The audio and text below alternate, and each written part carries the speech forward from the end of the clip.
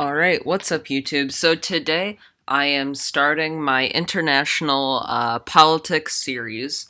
I believe it is a 12 episode series. It's not going to include the United States because this channel dissects everything going on in the United States. So instead these are going to be looks on politics around the world. So the first episode is going alphabetical and it is going to be Australia.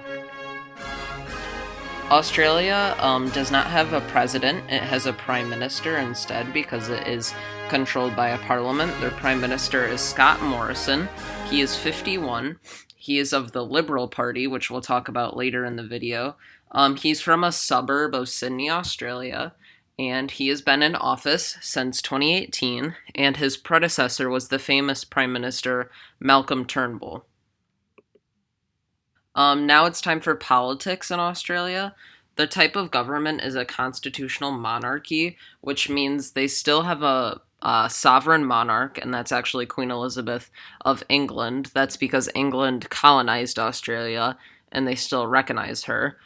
But the monarch does not have any political power, and that is where the constitutional comes in for a parliament and elections. Their next election is May 14th, 2022.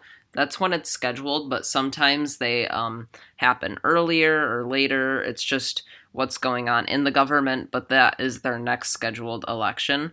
They have two major parties, the Liberal Party, which is actually right-wing, like the Republicans. In America, liberal is Democratic, and the Liberal Democrats, but in Australia, the Liberal Party is the right wing, like Republicans, and the Labour Party is left wing, and they are the Democrats and Labour Party in the United Kingdom, which is liberal. Their most famous city is Sydney, Australia. It has a population of 5.2 million, so about half of New York City, and it is in New South Wales, and it's the capital of that territory. So some culture in Australia is their main language they speak is English. Their prominent religions are Catholic and non-religious. Their race is 77% white, 14% Asian, 4% Pacific Islander, and obviously the remainder is not high enough. They're all below or near 1%. And then their major non-religious holiday is Australia Day. It's similar to Independence Day in America. It's celebrated January 26th, and in the top left corner, you can see the celebration display that Australia puts on Australia Day.